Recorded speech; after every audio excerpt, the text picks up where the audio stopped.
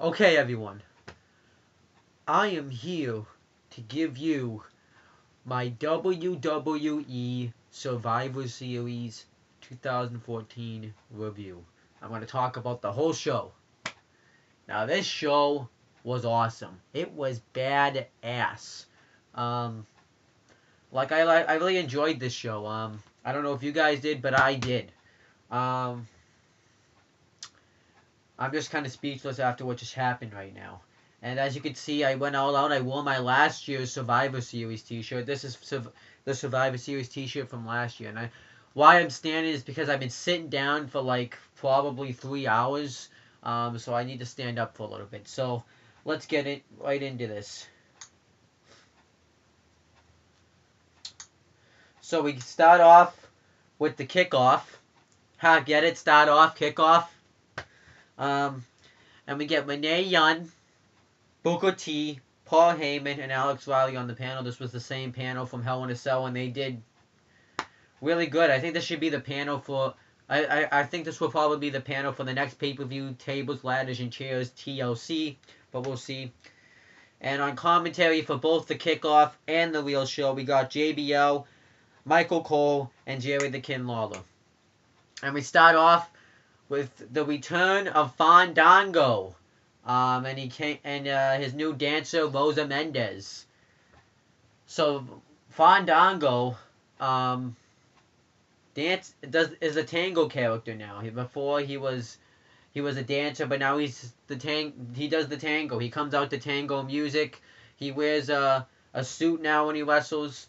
Rosa Mendez was just sexy. She was just dancing like it was just really sexy. You should see that. But he wrestled Justin Gabriel, and Fandango's definitely more aggressive now. He was really aggressive in this match. He hit clotheslines. He hit a back suplex right onto the win apron. Justin Gabriel pretty much got squashed. Who really thought he was going to win? Fandango hits him with the clothesline. He hits the Falcon Arrow suplex and then hits the leg drop off the top for the win. And yeah, he's much more aggressive now, and I think he's got more muscle on him now. So I think that's some good stuff.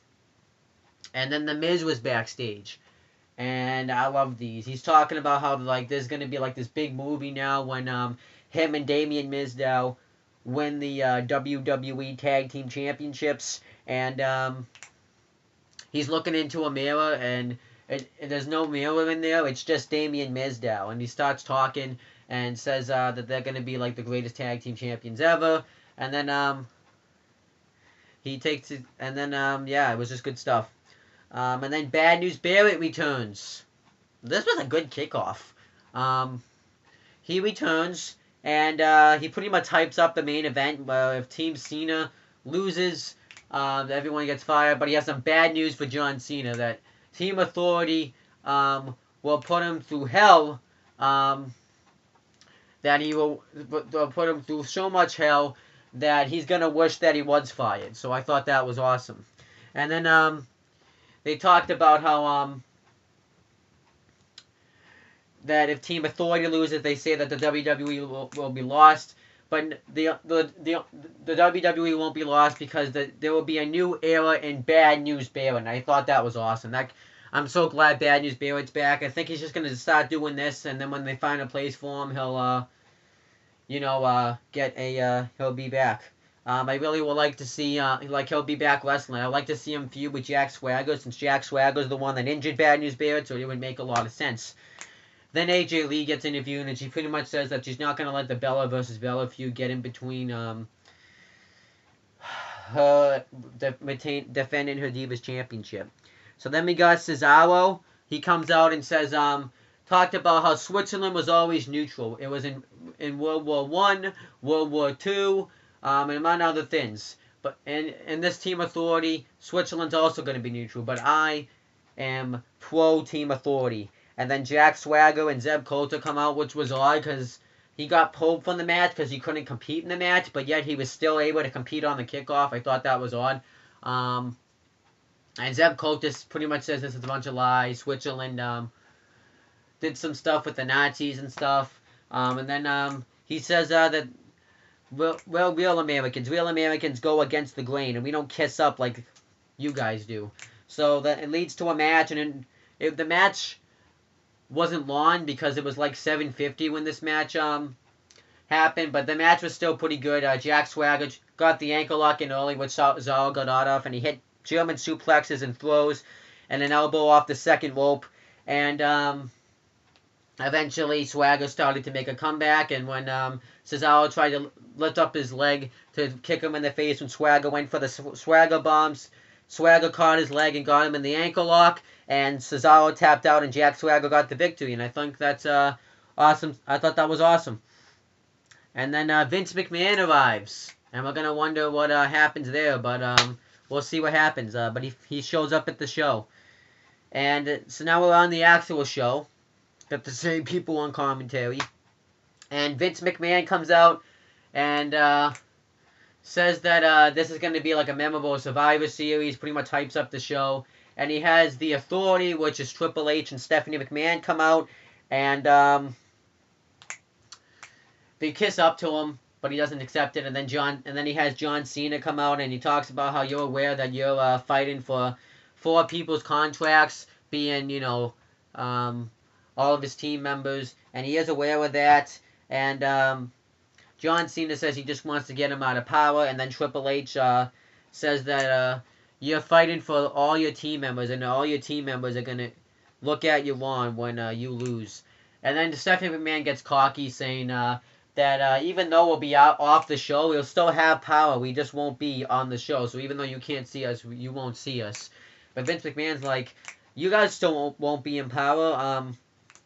You'll be to have death shots, but you won't have any influence of what happens to the superstars or the shows or anything like that. You'll just have desk jobs. And the only person that can bring back you guys back is John Cena.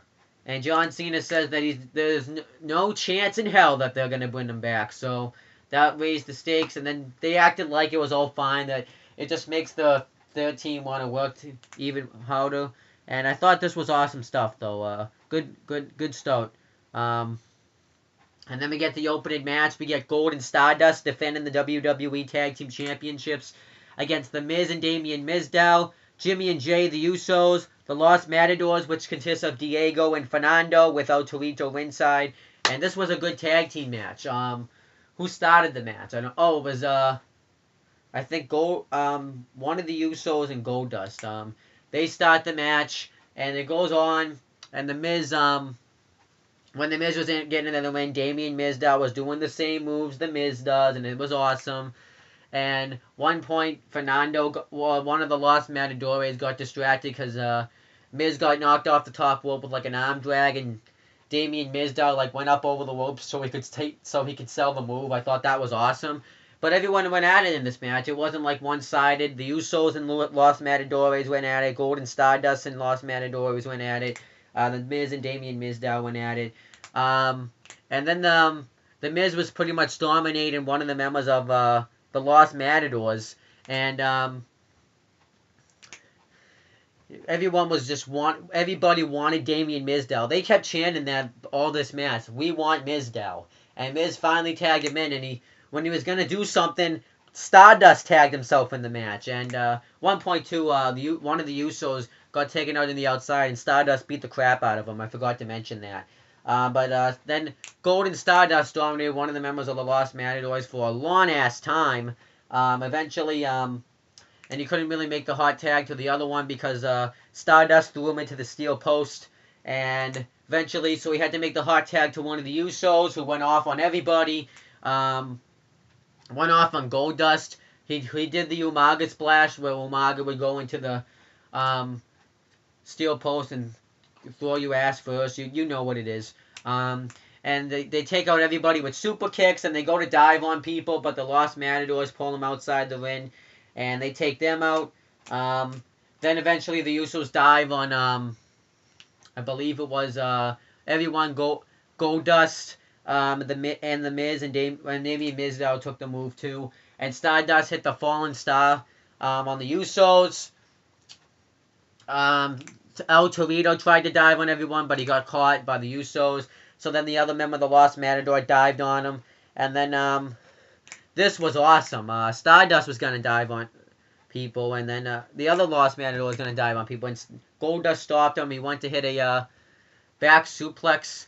No, the Lost Matador went to hit the back suplex, and then Goldust went to hit the back suplex, and then Stardust hit the power bomb, and one of the Usos hit a splash, and Miz tagged himself in and threw that Uso into the steel post, and Damien Mizdow tagged himself in and got the pinfall. So they became the new WWE Tag Team Champions, and then the Miz held both championships, and then Damien Mizdow was in his hand, and the crowd was more behind him, and I thought this was awesome stuff. It was a really good match, and I'm glad the Miz and Damien Mizdow walked away with the Tag Team Championships. I think they can do a lot with the Tag Team Championships because they'll be a nice comedy team. And then Adam Rose is backstage with the Bunny. They're hyping up this new toy. It seems like they have new wrestling action figures every month. They're gonna have a match with them to see if they can lose. And Adam Rose is like, remember, I made you who you were. You were just hosting kids' parties before then. And the Bunny beats him. And then Slater Gator, which consists of Heath Slater and Titus O'Neil, comes up and pretty much put down Adam Rose, saying that the Bunny overshadows him. So they challenge So Adam Rose challenges him and to a match, him and the Bunny versus Slater and Gator. It wasn't good. I didn't care for it. And then we got the Divas Traditional Survivor Series Tag Team Elimination match. It was Team Paige, which consisted of Paige, who was the captain, Cameron, Summer Rae, and Layla. I forgot Layla was in this match. Versus Team Alicia, which consisted of Natalia, Naomi, Emma, and Alicia Fox, who was also the captain. And Tyson Kidd was ringside because he's Natalia's husband.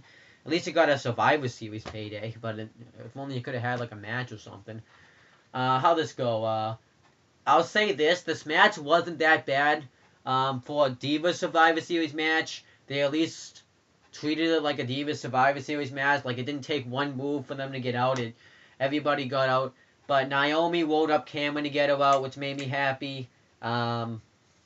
Trying to think who else got who out. I think Natalia got somebody out. Trying to remember how she got that person out. Trying to remember who else got out. Layla. How did Layla get out? I don't remember how Layla got out. I remember Summer Rae got out by the Emma Lock, and it was Paige down to 4-on-1, and Paige got eliminated by Naomi with the rear view, but then she hit this scissors move afterwards, so it was okay. At least it was better than the normal traditional Survivor Series match we normally see, so it had that going for it.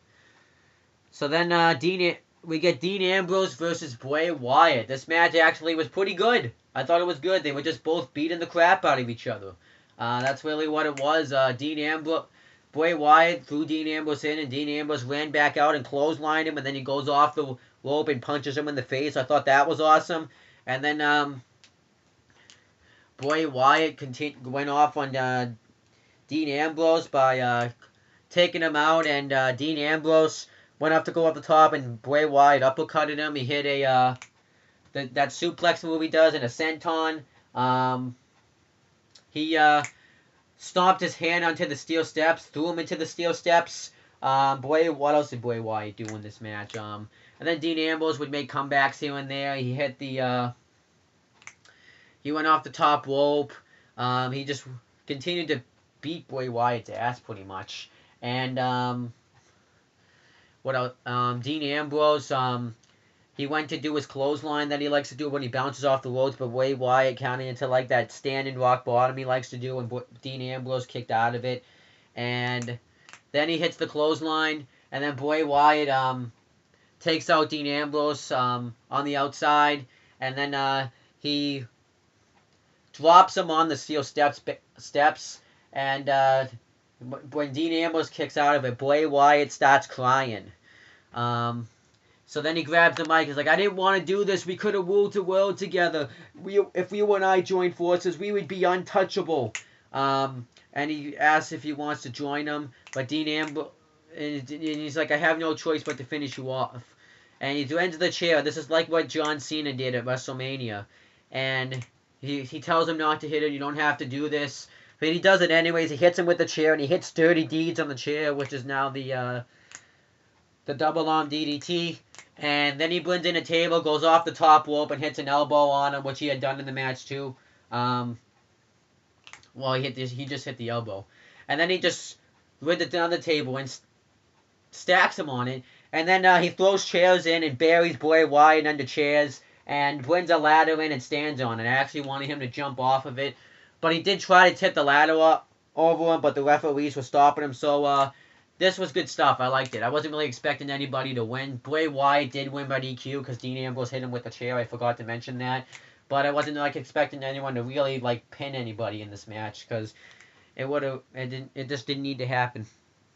So then Team Authority's backstage. I'll talk about later on in the night who's on each team because it's just kind of... And Triple H is pretty much pumping them up, saying, you're fighting for your lives because if you guys win, you get all these championship matches, you get pretty much fame and fortune.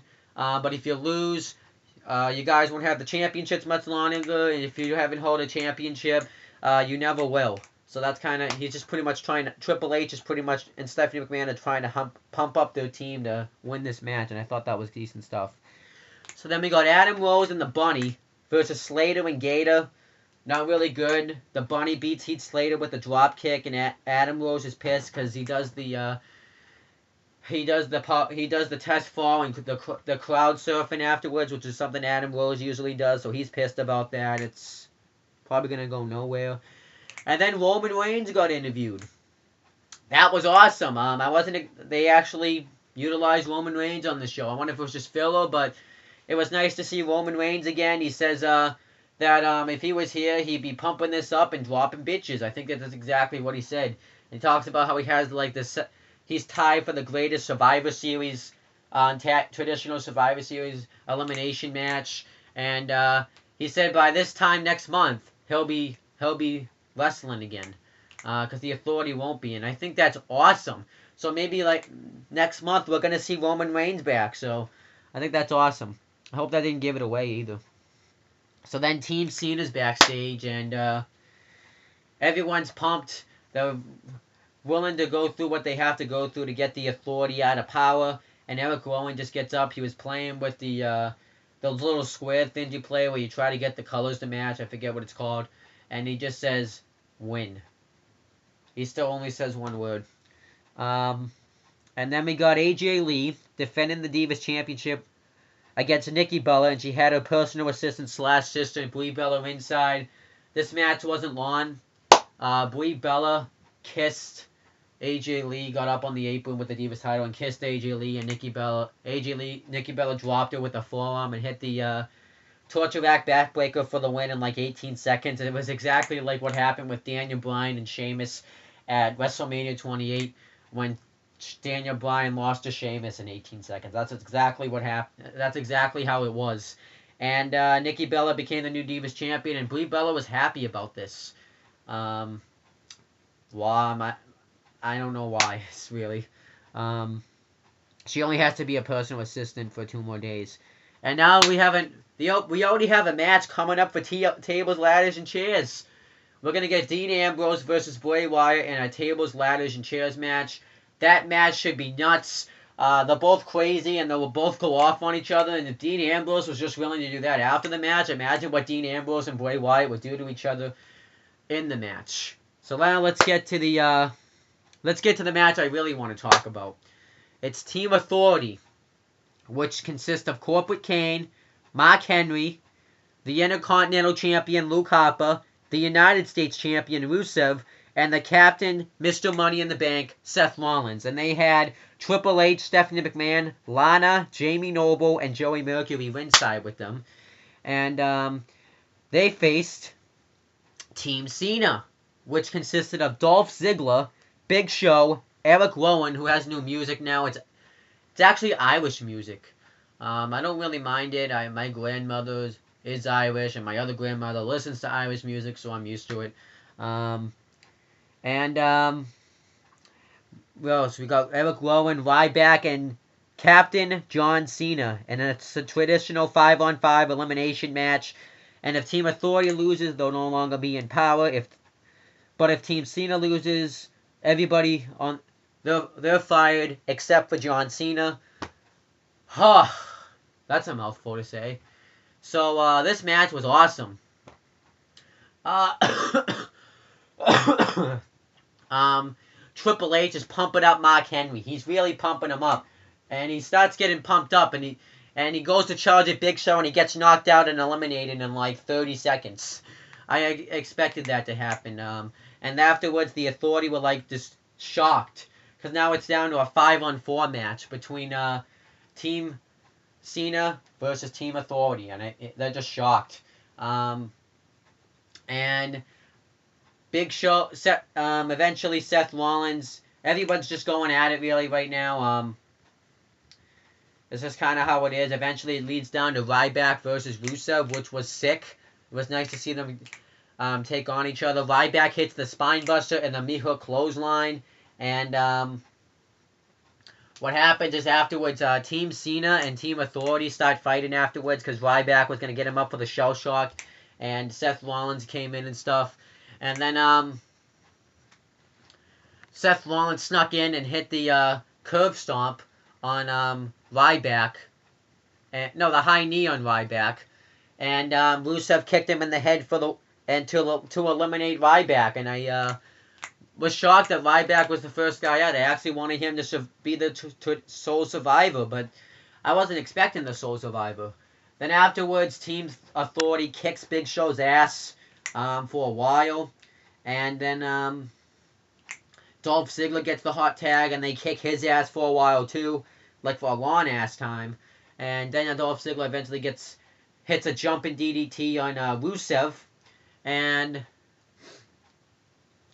they start going off on So then Luke Harper broke up the pinfall. And John Cena hit an AA on Luke Harper, Corporate Kane, chokeslam. John Cena, Big Show, chokeslam, Corporate Kane. Seth Rollins took out Big Show with a high knee.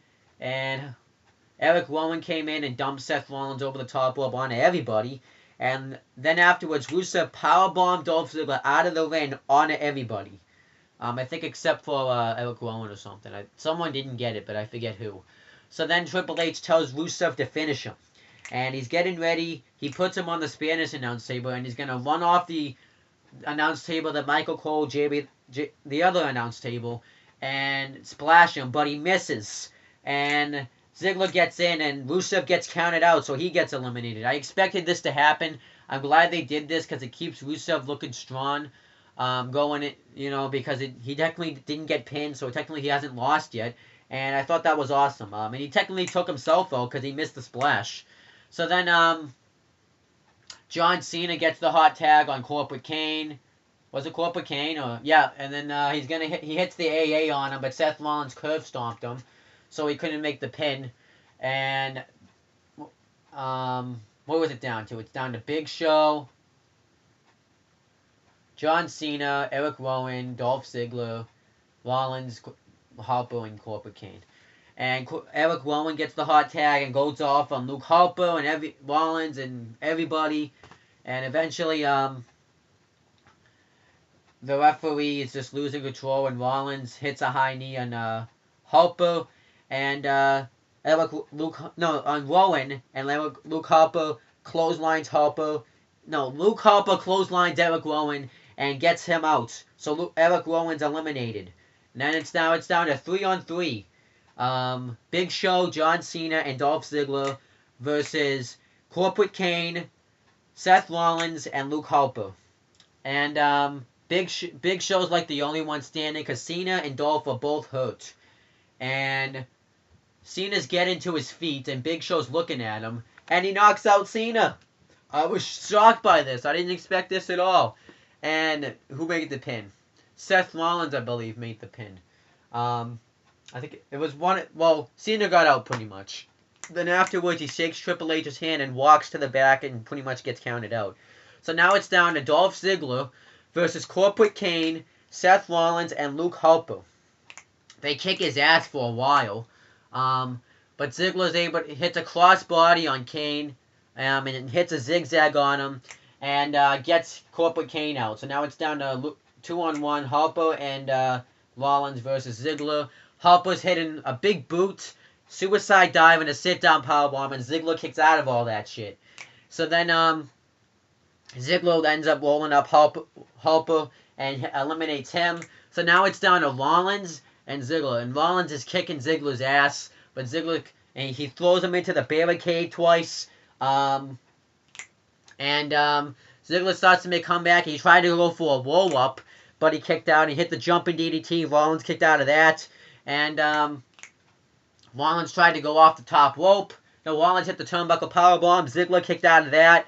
Rollins tried to go up the top rope, and Ziggler got on the turnbuckle and tried to reverse that, but it didn't work. And then he went for the high knee, and Ziggler hit the Fameasser on him.